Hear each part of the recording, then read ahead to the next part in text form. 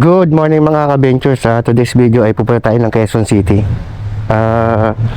Kasi nung nakaraan nag-request ako ng bagong plate dito sa motor natin na to na luma. Ito kasi 2014 to eh. So nag-request ako ng bagong plaka nito. Kaso dumating ibang plaka, ibang number. Tapos wala pang certification. So ngayon pupunta tayong Quezon City. Kukuha tayo ng certification niya. Kasi hindi natin marirenew yan ng walang certification. Kasi nag-email na tayo sa LTO kaso ilang linggo na wala pang reply.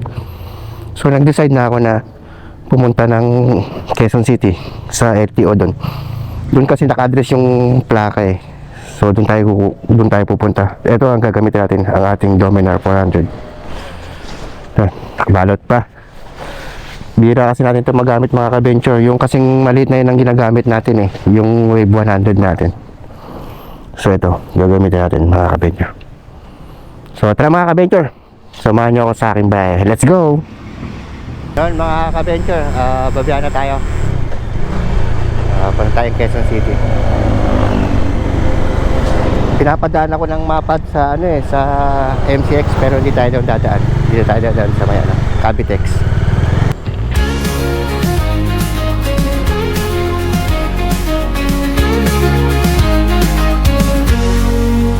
Sa bawat night, laging kalmado sa buhay, palaging ganado, enjoyment sa rides. Kamukay Julans Venture ka sumama, bawat matutunghayan sa aking video ay panalo. Halika na tayo ay maglakbay, kulay ng mundo ang sangay mo, toblat ang aking taglay. Julans Venture Motovlog, halika sumama ka sa aking biyahe, ipakita natin ang magandang imahe. Kalikasan kalsada ang nagsiliping kasiyahan. Samahan mo ako sa walang katapusang biyahe ito. Ipapakita namin ang kahanga-hanggang tanawin ng kalikasan. Malayo at malawak ang kalsada, ang kadalagang ito sa mga gulong na makakatahimik. Julans Venture Motovlog, halika sumama ka sa aking biyahe, ipakita natin ang magandang imahe. Kalikasan kalsada ang nagsiliping kasiyahan.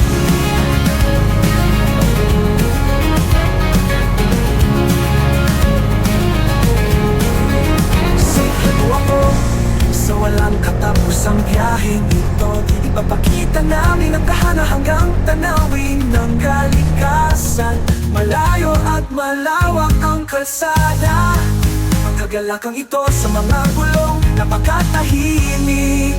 Julans Venture Motovlog, halika sumama ka sa aking biyahe, ipakita natin ang magandang imahe. Kalikasan kalsada ang nagsiliping kasiyahan.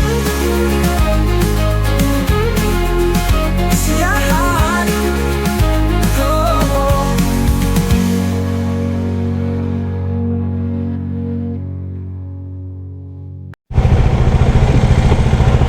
Yan mga ka-venture, malapit na tayo, kakanan na tayo. Ayan 1 minute na lang.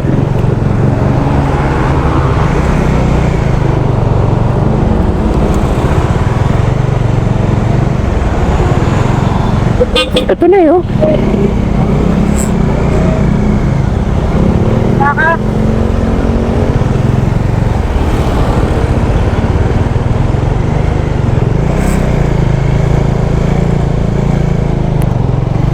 yun, dito tayo mga ka-venture, LTO Destination.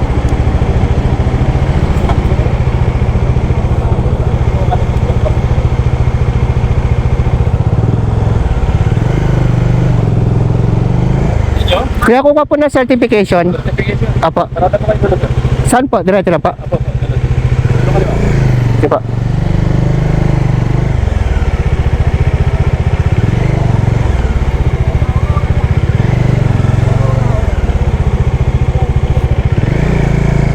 Saan tayo magpa-park?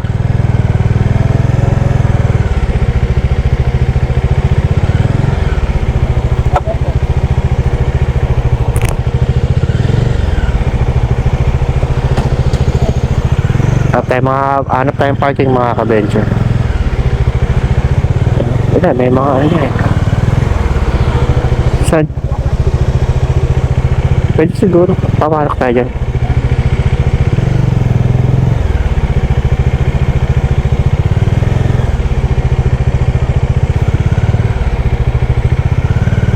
Ano mga ba?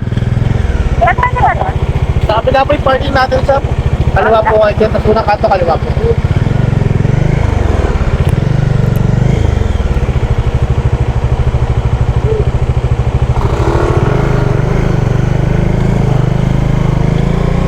Unang kanto kaliwa daw tayo. Doon daw ang parking. Unang kanto kaliwa. Unang kanto kaliwa. Doon tayo. Doon tayo magpa-park mga ka-venture. Ito na. Parkingan tao. Parang umikot lang tayo ah.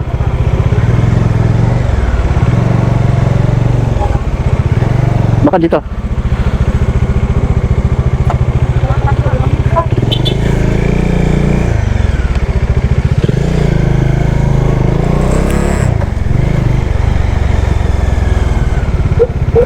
Patanong.